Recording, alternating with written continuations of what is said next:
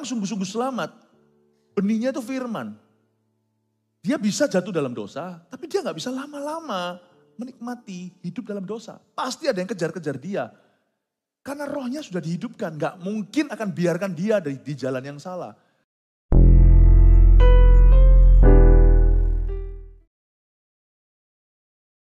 Beri kami hati yang berani untuk berdiri lurus di tengah-tengah generasi yang bengkok dan zaman yang semakin tidak menentu. Thank you Tuhan. Hanya satu Injil yang telah menyelamatkan kami. Biarkan kami terus setia sampai mati. Thank you Tuhan Yesus, urapan-Mu lewat pengajaran-Mu, urapi seluruh jemaat-Mu, Kau lindungi kami semuanya. Ya Tuhan Yesus, sampai Tuhan datang. Sembunyikan hamba di balik salib. Dalam nama Yesus, haleluya. Amin. Puji Tuhan, good morning, selamat pagi. Saya kasih judul setia pada Injil.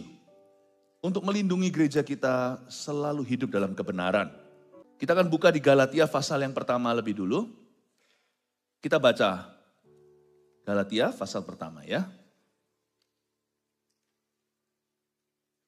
Ayat yang ke-6 sampai 10. Demikian firman Tuhan. Aku heran bahwa kamu begitu lekas berbalik daripada Dia yang oleh kasih karunia Kristus telah memanggil kamu dan mengikuti suatu Injil lain yang sebenarnya bukan Injil. Hanya ada orang yang mengacaukan kamu dan yang bermaksud untuk memutarbalikkan Injil Kristus. Tetapi sekalipun kami atau seorang malaikat dari sorga yang memberitakan kepada kamu suatu Injil yang berbeda dengan Injil yang telah kami beritakan kepadamu, terkutuklah dia. Seperti yang telah kami katakan dahulu, sekarang kukatakan sekali lagi, jikalau ada orang yang memberitakan kepadamu suatu Injil yang berbeda dengan apa yang telah kamu terima, terkutuklah dia. Jadi bagaimana sekarang? Adakah ku cari kesukaan manusia atau kesukaan Allah? Adakah ku coba berkenan kepada manusia? Sekiranya aku masih mau mencoba berkenan kepada manusia, maka aku bukanlah hamba Kristus. Sebelum saya akan bedah ayat per ayat, saya ingin Anda melihat bahwa di luar sana ada Injil-Injil lain dan kita tidak boleh buta. Saya rasa waktunya telah tiba dalam pengembalaan ini untuk saya menjabarkan sedikit. Saya akan beri contoh beberapa kepercayaan-kepercayaan yang seperti Kristen namun bukan. Karena kita nggak boleh remehkan. Kita ini diselamatkan oleh Injil. Sebenarnya kita itu dibenarkan karena percaya kita, bukan karena perbuatan kita. Jadi kalau kita salah percaya, ya kita nggak selamat. Jangan remehkan doktrin loh. Orang Kristen kalau terus baby rohani, pray for me, doakan aku, lama-lama kan gak bertumbuh. Nah, orang Kristen kalau semuanya seperti itu tidak akan bertumbuh, dia akan selalu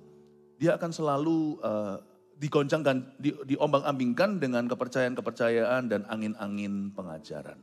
Saya ingin kita untuk melihat dulu beberapa yang saya sudah pilih untuk mewakili, karena terlalu banyak di luar sana. Tetapi yang saya pilih ini adalah yang utama-utama, jadi kita melihat kemiripan satu dengan yang lainnya. Pertama-tama saya ingin menunjukkan Jehovah's Witnesses atau saksi Yehova. Dimunculkan di depan sini ya, Jehovah. Saksi Yehova mereka percaya apa? Mereka percaya bahwa Yehova atau Yehuwa adalah satu-satunya Allah. Masih gak masalah. Tapi yang berikutnya, Yesus adalah ciptaannya yang pertama. Ciptaan Yehuwa yang pertama dan tertinggi. Nah di sini kita tidak sepaham. Roh Kudus itu tidak ada bagi mereka. Roh Kudus hanyalah tenaga Allah di dunia. Nah sedangkan kekristenan atau kita percaya bahwa Yesus dan Bapa adalah satu. Ya, Yesus dan Bapa adalah satu dan setara. Firman-Nya begini di Yohanes pasal 1 ayat 1 munculkan. Pada mulanya adalah firman. Firman itu bersama-sama dengan Allah dan firman itu adalah Allah. Nah di sini langsung kita mengerti salahnya di mana. Lalu di Yohanes 10 ayat 30 bunyinya, aku dan Bapa adalah satu. Memang Yehovah, Jehovah God adalah satu-satunya Allah. Tetapi Yesus itu setara. Kita percaya Allah Tritunggal, mereka tidak. Lalu bagi mereka Roh Kudus itu gak ada, hanya tenaga. Atau God's creative force atau kekuatan Tuhan di alam semesta. Tapi bagi kita Roh Kudus itu adalah Allah. Ayat-ayatnya sebagai berikut. Dan janganlah kamu mendukakan Roh Kudus Allah yang telah memeteraikan kamu menjelang hari penyelamatan. Efesus 4 ayat 30 munculkan. Terima kasih. Ya, Efesus 4 ayat 30. Munculkan ya? Oke, tadi saya sudah bacakan. Berikutnya adalah Yohanes 14 ayat 26. Tetapi penghibur, yaitu Roh Kudus yang akan diutus oleh Bapa dalam namaku, dialah yang akan mengajarkan segala sesuatu kepadamu. Dan akan mengingatkan kamu akan semua yang telah kukatakan kepadamu. Dari ayat ini yang kita baca, kita melihat bahwa Roh Kudus itu seorang pribadi. Roh Kudus seorang pribadi, dia bisa ngajar, dia bukan energi. Ayat yang tadi nggak usah dibuka lagi, jangan dukakan Roh Kudus Allah. Roh Kudus disebut sebagai Allah. The Holy Spirit God. Dia bukan tenaga. Sekali lagi, dia seorang pribadi dan dia Allah Tritunggal. Lukas 12 ayat 10, setiap orang yang mengatakan sesuatu melawan anak manusia, ia akan diampuni. Tetapi barang siapa menghujat Roh Kudus, ia tidak akan diampuni. Saya rasa kalau urapan itu hanyalah listrik sorgawi, kenapa menghujatnya tidak akan diampuni seperti seolah-olah kita melukai seorang pribadi. Di sini kita mengerti bahwa kita sangat berbeda secara ekstrim dengan saksi Yehova. Hati-hati ya, dahulu kala waktu saya masih sekolah, rumah saya selalu didatangi karena di situ ada kos-kosan. Waktu saya di Kanada. Dan mereka selalu hendak memberitakan Injil mereka. Bagi kita, Injil yang lain. Kepada orang-orang Kristen. So be careful. Karena saya tidak ingin satupun domba tersesat. Karena ini tanggung jawab kami sebagai gembala sidang. Yang kedua saya mau tunjukkan satu aliran lagi namanya Mormon. Atau Mormonism dalam bahasa Inggrisnya. Saya ambil aja pokoknya yang inti-inti ya. Kalau mau dipelajari secara detail menurut saya jemaat juga nggak terlalu ready. Karena sangat-sangat spesifik sekali. Saya lebih mau ajarkan Anda dari sisi aplikasi sebentar lagi. Nanti lain kali kita bisa adakan khusus seminar tentang ini, tapi bukan di ibadah weekend seperti ini. Mormonism itu satu aja yang saya pilih. Pengajaran itu langsung bertolak belakang dengan keyakinan kita. Alkitab tidak lengkap atau tidak final, tetapi terjemahan Joseph Smith sebagai Nabi Mormon, pendiri Mormon itu adalah ilham yang benar. Jadi Alkitab itu dijadikan suplemen. Di sini perbedaannya dengan kita sebagai orang Kristen adalah Alkitab adalah kitab suci yang diilhami oleh Roh Kudus. Dan sudah final sampai kitab Wahyu. Ayatnya begini 2 Timotius 3 ayat 16, segala tulisan yang diilhamkan Allah memang bermanfaat untuk mengajar, untuk menyatakan kesalahan, untuk memperbaiki kelakuan, dan untuk mendidik orang dalam kebenaran. Wahyu 22 ayat 18-19 bunyinya, aku bersaksi kepada setiap orang yang mendengar perkataan-perkataan nubuat dari kitab ini, jika seorang menambahkan sesuatu saja kepada perkataan-perkataan ini, maka Allah akan menambahkan kepadanya malapetaka-malapetaka yang tertulis di dalam kitab ini, kitab Wahyu. Dan jikalau seorang mengurangkan sesuatu dari perkataan-perkataan dari kitab nubuat ini, maka Allah akan mengambil bagiannya dari pohon kehidupan dan dari kota kudus seperti yang tertulis di dalam kitab ini. Kita sekarang melihat yang ketiga. Pengajaran yang mungkin agak asing bagi orang Indonesia.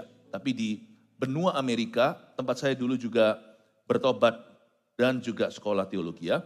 Ada yang namanya Christian Science. Ya, ini Kristen ilmu pengetahuan. Betul-betul mengandalkan logika. Jadi sekarang kita mengerti cikal bakal kenapa gereja-gereja banyak meninggalkan Roh Kudus. Meskipun tidak termasuk sekte atau bidat atau sesat. Tapi banyak gereja sudah mengalir ke situ. Hawa dunia itu begitu, jadi be careful. Makanya gereja kita tetap berpendirian teguh soal Roh Kudus di dalam gereja. Termasuk prakteknya, asal kita lakukan dengan tertib dan penuh dengan tujuan dan bisa dipertanggungjawabkan. Gereja kita nggak ngawur, kita sangat spirit filled, penuh Roh Kudus. Tapi kita juga sangat logis, termasuk dalam menjelaskan setiap karunia. Penggunaannya itu satu, di checklist satu persatu ya. Satu persatu itu jelas-jelas tempat dan gunanya. Saya ingin sekali kita ingin bersama-sama gereja kita terus setia pada Injil sampai Tuhan datang. Katakan amin. Christian Science percaya bahwa Roh Kudus itu bukan pribadi. Lihat ya, ada kemiripannya dengan yang lainnya. Melainkan ilmu pengetahuan ilahi saja atau yang mereka sebut sebagai divine science. Sorga dan neraka itu nggak ada. Sekarang kita melihat juga perkembangan zaman ke arah mana sebenarnya nothing new. Di bawah kolong matahari ini nggak ada yang baru. Everything itu cuma recycle atau daur ulang dari yang sudah ada. Sorga dan neraka itu nggak ada. Itu hanyalah yang mereka sebut the states of mind. Itulah ilusi atau halusinasi manusia. Dan dosa serta penyakit itu juga ilusi belaka. No, dosa is real. Dosa itu bukan chemical atau kimia di dalam brain atau otak seseorang. Not really. Sin is nature. Dosa itu hakikat. Hakikat itu apa? Tabiat. Dosa itu sudah, kita lahir itu sudah ke sana. Gravitasi kita situ. Karena itu kita jadi mengerti sekarang Yesus harus mati. Gak ada jalan lain. Kekristenan percaya bahwa Roh Kudus adalah pribadi yang ketiga dari Allah Tritunggal yang diutus kepada gerejanya. Yohanes 16 ayat 7 begini, namun benar yang kukatakan ini kepadamu adalah lebih berguna bagi kamu jika aku pergi, kata Yesus. Sebab jikalau aku gak pergi, penghibur itu gak akan datang kepadamu. Tapi jikalau aku pergi, aku akan mengutus dia dengan D huruf besar kepadamu. Dia adalah pribadi, dia bukan ilusi, dan dia bukan ilmu pengetahuan. Kalau enggak, kekristenan akan berakhir di mana kalau kita mengikuti Hawa begini. Yaitu kekristenan gereja menjadi sebuah metode atau teori. Roh Kudus itu enggak ada lah. Asal kita positive thinking aja. Dan kalau kita lemah, bukan Injil yang kita beritakan, tapi akhirnya pengkhotbah menjadi motivator, nah di situ bahaya. Ada orang contohnya ya, kata-kata seperti kalimat seperti begini. Wah, anak lu pinter ngomong ya. Wah, fasih dia, fasih lidah. Wah, pasti nanti jadi pengkhotbah. Enggak tentu. Jangan pernah samakan khotbah Injil dengan pinter ngomong. Kemarin saya cerita sama rekan-rekan, saya ini introvert orangnya. Hah? Pastor Philip introvert? Iya. Saya tuh suka menyendiri dari kecil, orang tua saya tahu kalau saya sendirian bisa main sama mainan saya itu sampai petang hari. Dan sampai hari ini pun ya, bagi saya bukan tipe, wah gaul gitu enggak. Di depan kamera saya grogi. Tim multimedia yang tahu. Saya ini kamera fobia. Dan saya gagap kata-kata, gak pinter ngomong. Hanya kalau pikiran saya itu gak ke Anda, tapi ke Kristus, saya sembunyi di balik salibnya. Waktu saya tahu saya melakukan ini adalah peperangan rohani dan ini penting untuk menentukan hasil akhir riwayat rohani seseorang. Saya lupa diri, bisa lancar. Coba taruh saya di wedding party, suruh saya nyanyi. Nyanyi lagu Yelah Isyam. Saya langsung gugup setengah mati mau pingsan. Suruh saya ceramah, anything, apapun selain Injil. Saya juga gak tahu mulai dari mana saya harus baca. Nah, apa hubungannya? Apa hubungannya ilmu pengetahuan dengan panggilan? Kau dipanggil, lalu timba ilmu di situ. Sampai kau mahir. Gak ada hubungannya. Karena itu kita harus mengerti bahwa Roh Kudus itulah yang memampukan kita. Dosa, kutuk, dan sorga serta neraka itu ada dan nyata bagi orang Kristen. Roma 3 ayat 23 sampai 24, karena semua orang telah berbuat dosa, for all have sinned. Dan telah kehilangan kemuliaan Allah. Dan oleh kasih karunia telah dibenarkan dengan cuma-cuma karena penebusan dalam Kristus Yesus. Dengan jelas Tuhan berkata semua telah jatuh dari kemuliaan. Dan itu bukanlah kondisi pikiran. Roma 3 ayat 23 dan 24 bunyinya, sudah ini ya. Ini sudah Roma 3 tadi saya sudah bacakan ya. Yang terakhir ya, saya jelaskan yang ini juga sama bahayanya. Karena orang Kristen tidak hati-hati menjadi yang namanya liberal atau universal Christianity. Orang Kristen universal lah. Semua sama. Saya rasa kita semua harus berteman ya dengan yang lain. Maksudnya berteman itu kita harus ramah dengan semua orang. Tapi apa hubungannya gelap dan terang? Jangan menjadi pasangan yang tidak sepadan dengan orang tidak percaya. Jangan memasang hook yang sama.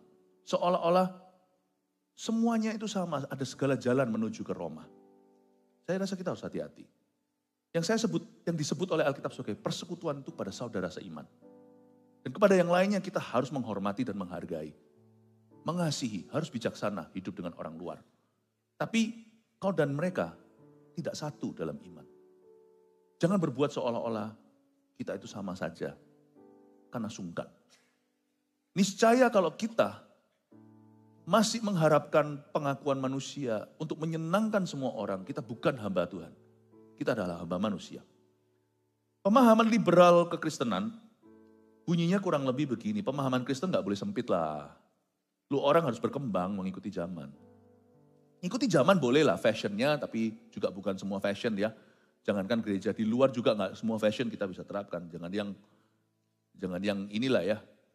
Saya tidak sarankan anak-anak Tuhan terlalu liberal dalam segala perkara sampai-sampai cowok gak jelas cewek, cewek gak jelas cowok gitu ya. Laki pakai rok tuh ya meskipun bukan di gereja juga mikirlah. Menurut saya kita boleh berkembang, buktinya gereja modernisasi kok. Tapi keyakinan tidak boleh, kebenaran tidak boleh.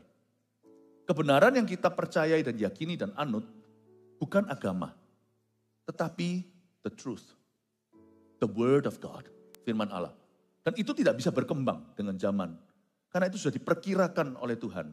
Dari jauh hari, dari dulu sudah dipersiapkan untuk melampaui zaman. Pemahaman Kristen tidak boleh sempit, saya setuju. Tetapi bukan prinsip. Musik hari ini, lihat berkembang. Tidak sempit. Orkestra, mau segala macam. Zaman dulu alat musik drum disebut setan. Lalu terjadi pembaharuan praise and worship. Tetapi ada hal-hal tertentu dalam kepercayaan dan keyakinan serta kerohanian kita tidak boleh mengikuti zaman. Lama-lama nanti gereja juga akan menerima LGBTQ. Dan kita takut untuk menyebut pertobatan. Kita berkata nggak apa-apa lah, zaman sudah beda. Bukan, zaman edan. Kita nggak mau ikut-ikutan. Alkitab mengajarkan kebaikan, orang liberal berkata, tapi bukan otoritas kebenaran lah Bible ini. Dia salah satu kebenaran. Dan memiliki kesalahan juga, Alkitab itu ada cacatnya. Coba lihat ya, ini sama itu tuh salah. Ini sama ini saling menentang atau saling melawan. Mereka percaya gitu, bukan kita. Yesus itu adalah guru yang baik. Tapi bukan satu-satunya Tuhan dan jalan keselamatan. Kristen liberal akan berkata begini, jadi nothing new di dunia ini. Kekristenan, apa yang kita percayai, kita percaya begini. Pemberitaan tentang salib adalah satu-satunya berita keselamatan. Titik, bukan titik dua, bukan koma. 1 Korintus 1 ayat 18 bunyinya, sebab pemberitaan tentang salib memang adalah kebodohan bagi mereka yang akan binasa. Tetapi bagi kita yang diselamatkan, pemberitaan itu adalah kekuatan Allah. Katakan amin. Dan lagi, Galatia 5 ayat 11, lagi, aku ini saudara-saudara kata Paulus, jika aku masih memberitakan sunat. Mengapa aku masih dianiaya juga? Sebab kalau demikian salib bukan batu sandungan lagi. Karena zaman itu, di zaman Paulus membawa Injil ke non-Yahudi, orang-orang Yahudi adalah bangsa yang disunat, sehingga itu adalah hukum Taurat mereka. Jadi Paulus memberitakan sesuatu yang new, bukan baru sebenarnya, bahwa Tuhan mengasihi segala bangsa dan itu tidak mudah diterima. Mereka berkata tidak bisa, kalau kalian tidak disunat, kalian bukan umat pilihan Tuhan. Jadi bukan Kristusnya tapi sunatnya, bukan Injil percayanya, tapi tanda lahiriah. Dan Paulus berkata, bukan itu. Gara-gara itu Paulus dianiaya, dianggap terlalu sempit lah, terlalu konservatif, terlalu kaku, kurang berkembang, kurang mengikuti, dianggap kurang setia. Paulus berkata tidak. Paulus berkata, kalau aku mencoba untuk menyenangkan semua orang, kenapa aku masih dianiaya? Kalau kita dianiaya karena kita amoral, ya salah sendiri. Kalau kita dianiaya karena business venture kita atau perbuatan kita tidak benar di dunia bisnis dan di marketplace, siapa bisa salahkan kalau orang berkata orang Kristen kok begitu atau kenapa jemaat gereja itu. Tetapi kalau kita dianiaya karena kita setia pada Injil. Oh, monggo silahkan itu mahkotaku. Kita harus berdiri teguh. Roma 1 ayat 16 dan 17 bunyinya, sebab aku mempunyai keyakinan yang kokoh dalam Injil, karena Injil adalah kekuatan Allah yang menyelamatkan setiap orang yang percaya. Pertama-tama orang Yahudi, tapi juga orang Yunani, sebab di dalamnya nyata kebenaran Allah yang bertolak dari iman dan memimpin pada iman, seperti ada tertulis, orang benar akan hidup oleh iman. Dan kita juga percaya bahwa Alkitab adalah firman Tuhan yang sempurna, otoritas tertinggi orang percaya. That's the Bible to us. Mazmur 119 ayat 89 bunyinya, untuk selama-lamanya ya Tuhan, firman-Mu tetap teguh di sorga. Firman-Mu. Matius 24 ayat 35, langit dan bumi akan berlalu, tetapi perkataanku tidak akan berlalu. Kita juga percaya Bedanya dengan Kristen liberal, bahwa Yesus adalah Tuhan dan satu-satunya jalan ke sorga. Kata Yesus kepadanya, Yohanes 14, Akulah jalan dan kebenaran dan hidup. Tidak ada seorang pun yang datang pada Bapa kalau tidak melalui aku. Kalau kita nggak percaya ini namun mengaku percaya Yesus, berarti kita percaya Yesus berdusta dong. Berarti kita pelin-pelan dan kita tidak konsisten dengan pengakuan kita. I believe Jesus is a good teacher. I don't think so. Saya rasa tidak. Kalau Anda dan saya tidak percaya He is Lord, Dia Tuhan, dan jalan satu-satunya keselamatan, berarti kita kalau kita percaya, tapi bersama dengan itu kita percaya Dia guru yang baik, kita yang pelin-pelan. Kalau saya tahu ada satu guru ngomong sesuatu, dia bohong, saya nggak akan bilang dia guru yang baik. Dia orang jahat. Tapi kalau saya mau menerima keberadaannya bahwa Yesus itu betul, dia baik loh, kasih jempolan. Kita harus yakin juga perkataannya. Wong dia jelas-jelas nggak netral dalam perkataannya. Aku satu-satunya jalan. Tidak ada jalan lain. Wow. Kalau Yesus bukan satu-satunya jalan, saya orang pertama yang bukan jadi orang Kristen. Ngapain kita beragama? Ngapain kita punya kepercayaan? Ya kan? Kita dianiaya. Karena jalan menuju surga itu sempit. Banyak orang yang hendak melaluinya, tapi tidak bisa. Kisah Para Rasul 4 ayat 12, Rasul-Rasul pun setuju dan berkata, dan keselamatan tidak ada dalam siapapun juga, selain di dalam Dia. Sebab di bawah kolong langit ini tidak ada nama lain yang diberikan kepada manusia, yang olehnya kita dapat diselamatkan. Semoga ini semua menjadi patokan buat kita, melindungi setiap jemaat dan putra-putri Anda tercinta. Mari kita sekarang melihat Galatia pasal 1 ayat 6-10, coba saya bahas. Aku heran, kata Paulus, bahwa kamu begitu lekas berbalik daripada Dia yang oleh kasih karunia Kristus telah memanggil kamu dan mengikuti suatu Injil lain. Paulus berkata, aku heran. Tapi puji Tuhan, kalau enggak mengalami begini, kan enggak ketahuan kalau ternyata jemaat kurang berakar. Ada tipe-tipe orang Kristen di dunia ini yang pasti ada mereka orang-orang Kristen yang bertumbuh, berbuah 30, 61 kali ganda, itu bukan berkat, tapi itu pengenalan akan Allah. Tapi juga ada orang-orang Kristen yang tidak berakar, tipis sekali yang namanya tanahnya. Didoakan, punya kebutuhan, itu lumrah. Tapi segala agama juga ada. Kekristenan bukan hanya sekedar good news atau kabar baik, please pray for me, doakan saya supaya saya mendapatkan jawaban untuk pergumulan saya. Kekristenan itu harus berakar pada pengenalan akan Allah dan pengetahuan yang benar. Injil lain itu bukan Injil sama sekali. Bahayanya mirip dengan Injil yang kita yakini tetapi beda secara fondasi. Dan Paulus heran. Kok kalian rapuh ya orang Kristen? Paulus berkata, selama ini bertahun-tahun kok masa belum kenal Yesus?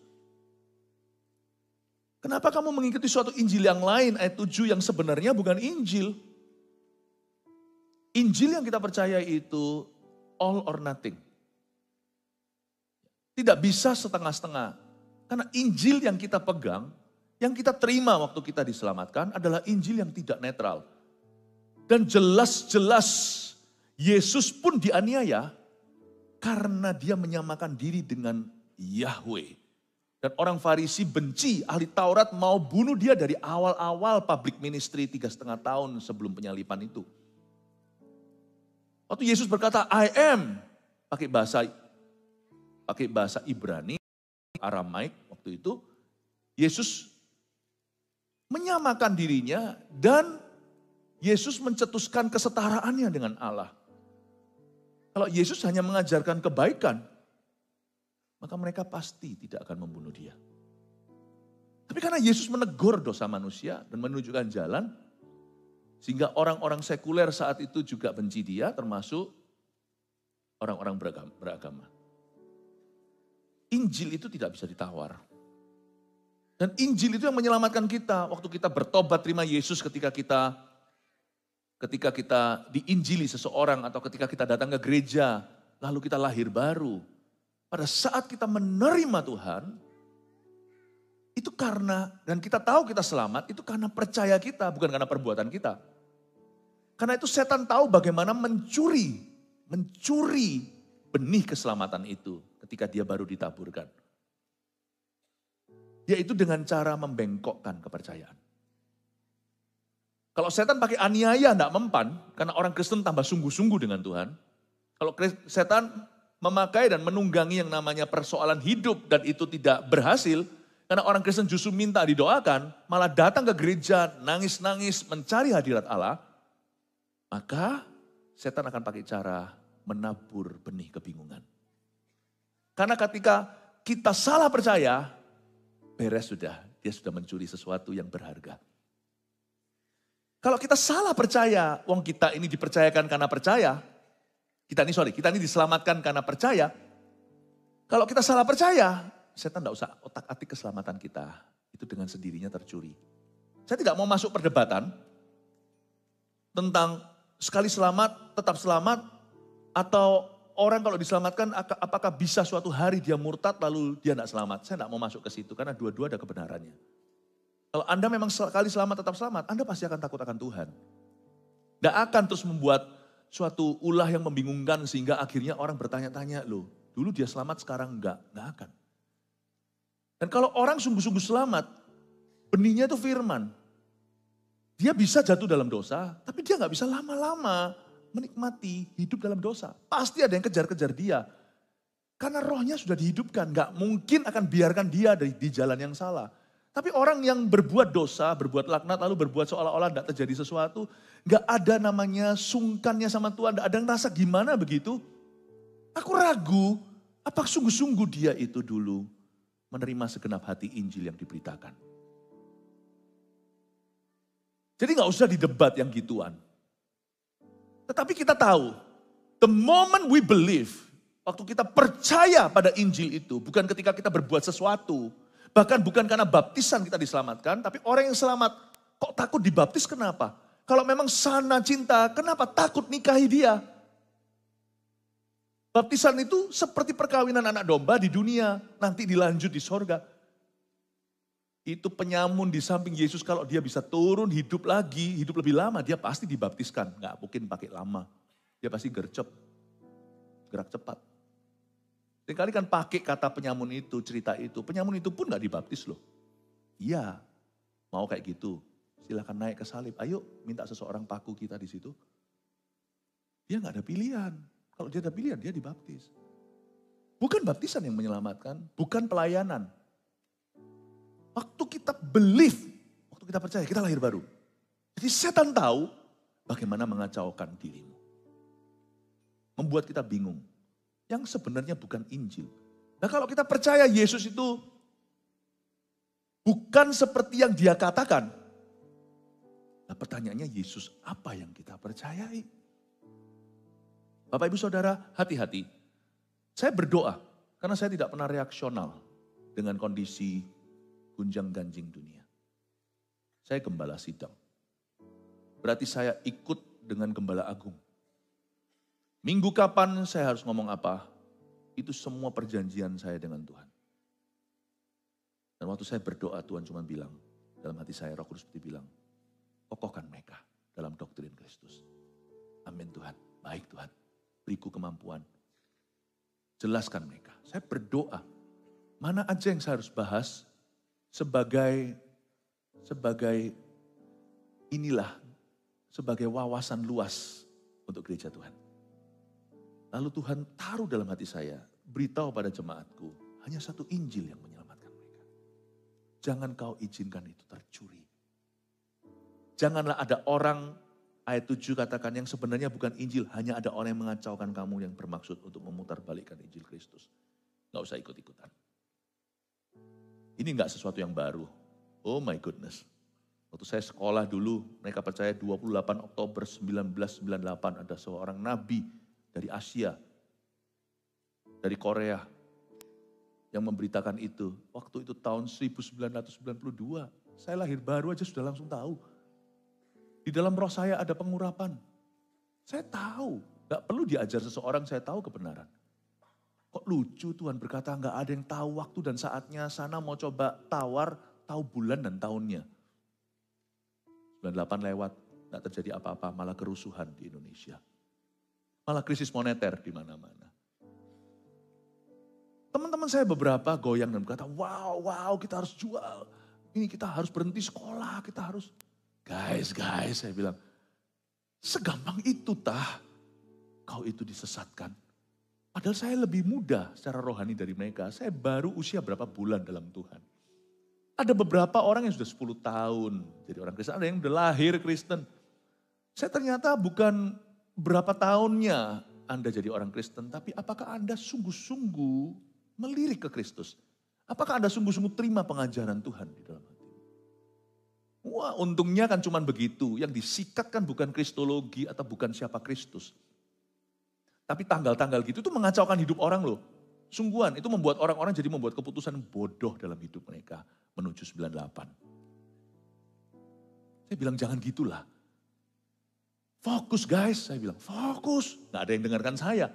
Karena siapa saya waktu tahun 92. Fokuslah, konsentrasilah pada imanmu. Yang sehat gitu loh imannya. Saya dibilang, lu tahu apa? Ya sudah. 98 lewat, saya gak pernah singgung sama mereka, ntar mereka malu. Tapi keputusanku lebih bagus dari keputusan mereka. Karena saya mempersiapkan hidup saya sepanjang-panjangnya. Sekalipun saya tidak tahu kapan Tuhan datang kembali. Ayat 8. Tetapi sekalipun kami, kata Paulus. Paulus pun berkata begini. Sekalipun kami. Kalau saya berubah setia ya guys, kata Paulus. Please don't follow me. Unfollow saya. Tapi sekalipun kami atau seorang malaikat pun dia sebut. Seorang malaikat dari sorga pun kalau memberitakan kepada kamu suatu Injil yang berbeda dengan Injil yang telah kami beritakan kepadamu, terkutuklah dia. Injil apa yang diberitakan oleh rasul-rasul kepada mereka? Nanti terakhir saya kasih rangkumannya, namanya pengakuan rasuli, pengakuan iman rasuli, rangkuman Injil dari pengajaran rasul-rasul yang dikompilasi oleh gereja mula-mula di abad-abad pertama. Let's be faithful, okay? Tentang Injil, don't be too creative. Sama Injil jangan terlalu kreatif. Sekalipun kami, kata Paulus, kalau aku berubah setia ya, unfollow, kata dia. Atau seorang malaikat pun kalau turun ke sorga, membuat mujizat pun jangan kamu berubah setia. Terkutuklah dia yang mengajarkan Injil lain. Seperti yang telah kami katakan dahulu ayat 9, sekarang kukatakan sekali lagi. Jikalau ada orang yang memberitakan kepadamu suatu Injil yang berbeda dengan apa yang telah kamu terima, terkutuklah dia. 2 kali diulang ayat 8 dan ayat 9. Sebenarnya apa yang kita alami di zaman sekarang ini gak ada bedanya kok. Zaman itu berputar-putar seperti bumi berputar pada porosnya. Maksudnya apa? Zaman dulu gereja mula-mula itu diserang dengan berbagai angin pengajaran. Namanya aja beda labelnya. Sama dengan di Indonesia, sambal si sambal. Labelnya aja beda-beda. Nasi si nasi. Dari dulu tuh sama.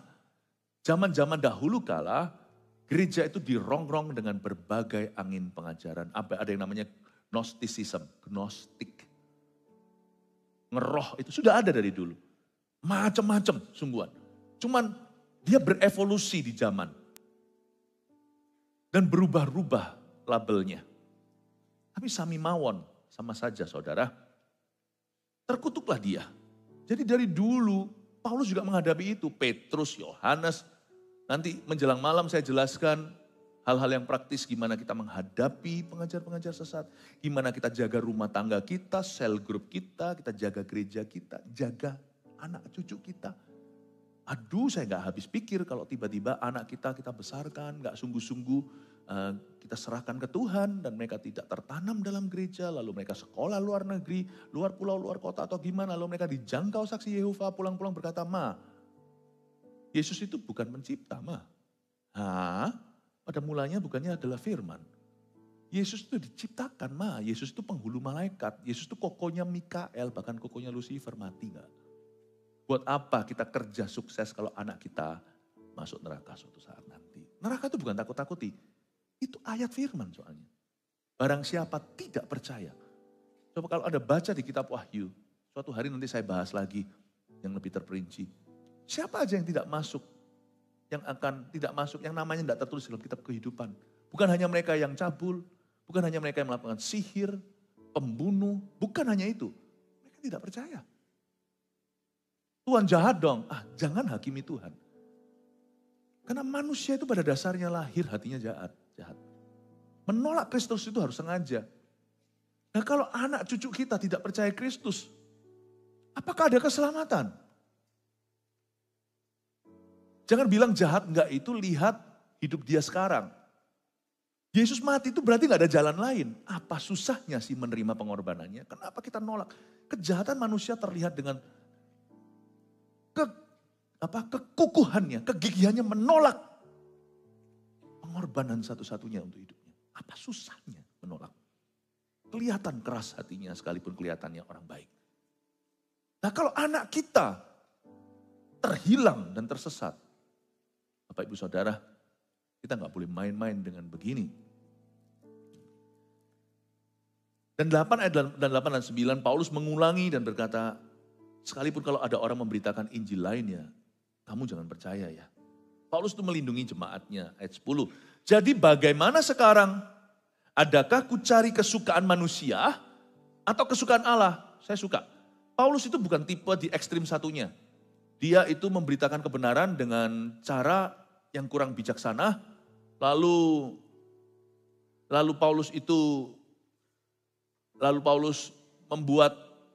membuat huru hara. Kalau kita itu melukai, kita hanya melukai seperlunya. Paulus bukan tipe orang yang saya mencari kesukaan Allah, lalu sikat kiri kanan.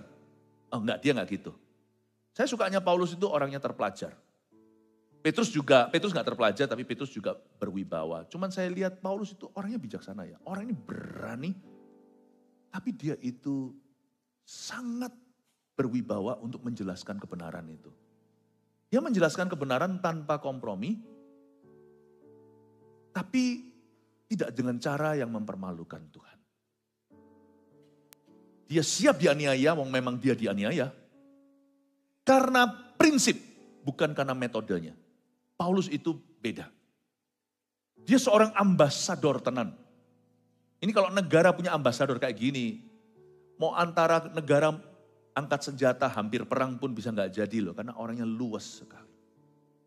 Tapi sebaliknya, ada orang-orang yang karena disenggol atau dikata-katai, dia mencoba mencari kesukaan manusia. Dia melemahkan stance atau pendiriannya akan kebenaran tertentu supaya apa? Supaya populer sama manusia. Oh, Paulus tidak akan menuju ke situ. Dia tahu batasnya. Sekiranya aku masih mau mencoba berkenan kepada manusia, maka aku bukanlah hamba Kristus. Luar biasa. Kalimat ini, misalnya, bukankah tahun lalu pada waktu penutupan tahun, ingat ya yang datang? Saya ada khotbahkan. 3 hal ini akan digunjang-ganjingkan tahun depan, yaitu tahun ini. Saya ada khotbah loh, sudah nubuatkan. 1, 3-nya salah termasuk kesembuhan ilahi. Bahasa roh, dan juga persembahan persepuluhan. 3 hal ini. Coba Anda cek, kalau yang belum mendengarkan, khotbah saya penutupan tahun, ibadah tutup tahun tanggal 31 Desember 2023. Misalnya tentang persembahan persepuluhan. Misalnya. Persembahan persepuluhan itu adalah pengajaran firman. Sadarkan ada. Karena dia ditemukan di kitab Maleaki misalnya. Salah satunya. Mau perjanjian baru atau perjanjian lama, dua-dua adalah firman Tuhan. Yesus datang ke dunia ini bukan untuk meniadakan hukum Taurat itu, tapi menggenapinya. Saya dan keluarga saya mempraktekkan persembahan persepuluhan. Karena itu pengajaran firman dan itu kebenaran.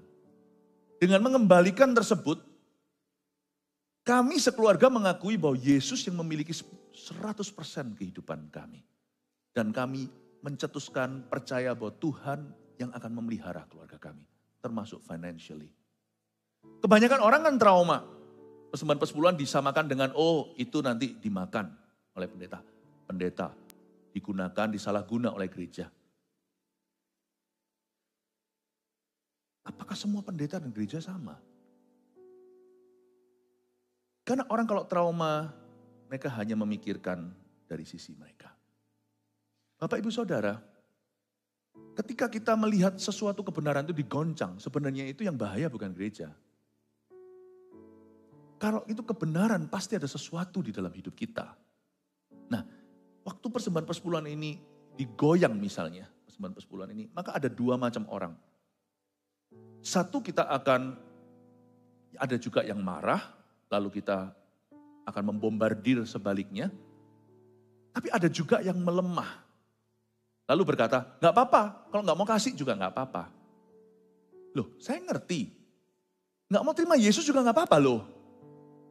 Terima Yesus kan bukan paksaan. Tapi terima Yesus itu kebenaran. Dengan menerima Yesus, kita diberi kuasa untuk menjadi anak-anak Allah. Yohanes pasal 1 ayat 12. Dengan menerima Tuhan. Dengan kita mengembalikan persembahan persepuluhan, saya praktisi. Saya bukan penerima. Kita semua itu bekerja secara sah. Seperti Anda juga di dunia kerja. Setiap kita itu ada porsi yang namanya upah seorang pekerja. Kalau misalnya persembahan persepuluhan itu digoyang, lalu kita berkata enggak apa-apa, ya enggak apa-apa, enggak apa-apa. Tidak ada satu kebenaran pun di Alkitab, sekalipun sah dan mutlak, absolut sifatnya, yang merupakan paksaan. Tapi itu tetap kebenaran. Saya tidak akan melemahkan bahwa gereja, melemahkan stance atau pendirian kita bahwa gereja yang saya gembalakan, percaya persembahan persepuluhan. Karena itu adalah covenant with God, perjanjian dengan Tuhan, percaya bahwa Allah memelihara, bukan suatu bahan perdebatan. Amin Bapak Ibu Saudara. Bukan di persentasinya. Oh my goodness.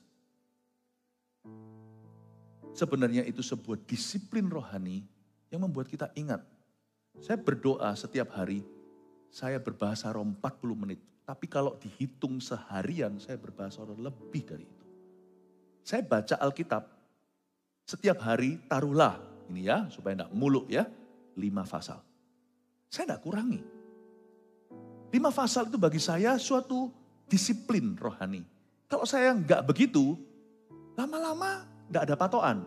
Orang di gym aja ngeplank, itu 1 menit. Kalau kita mengikuti perasaan kita, lama-lama juga 10 detik udah give up. Selalu ada menunya. Yang saya persembahkan sebagai perjanjianku dengan Tuhan. Dan saya harus disiplin dengan itu. Bagi keluarga kami, persembahan persepuluhan adalah sebuah disiplin yang perlu. Itu mengingatkan saya dan anak-anak saya, siapa yang memiliki segalanya. Dan kita tidak usah khawatir, kita hanya berusaha, Tuhan yang memelihara kita. Gereja ini tidak akan mundur dari stance-nya. This is a church yang punya sebuah disiplin tinggi. Bahwa persembahan kita, termasuk mengembalikan persembahan persepuluhan, adalah perjanjian kita dan penyembahan kita kepada Tuhan. Kasih tepuk tangan untuk Tuhan Yesus. Alkitab berkata sekali lagi, jadi bagaimanakah sekarang? Adakah ku cari kesukaan manusia? Nggak usah berkata, enggak ya enggak apa-apa. Nah kalau saya juga melakukan yang sama, loh kalian nggak terima Tuhan juga nggak apa-apa loh. Enggak, saya sampai kapanpun, sampai mati saya akan tetap push. Saya tetap akan mendorong setiap orang, ayo terima Yesus, bertobatlah dari dosa-dosanya. Meskipun tetap akan ada orang yang menolak kebenaran itu. Tugas saya hanya memberi, tugas kita, tugas kami, tugas saya hanyalah memberitakan kebenaran itu. Bukan paksaan, keyakinan, conviction. I am convinced of the gospel, I'm not ashamed of the gospel, for it is the power of God to save those who believe. Aku punya keyakinan yang kokoh akan Injil, karena Injil adalah kekuatan Allah untuk menyelamatkan pertama orang Yahudi, lalu orang-orang Yunani, dan seterusnya. Conviction. We are a church that is faithful to our convictions. Kita adalah gereja yang setia pada keyakinan kita. Hanya satu Injil kita pegang, hanya satu firman. Perjanjian baru, perjanjian lama, super indah dalam kehidupan kita. Kita akan melakukannya.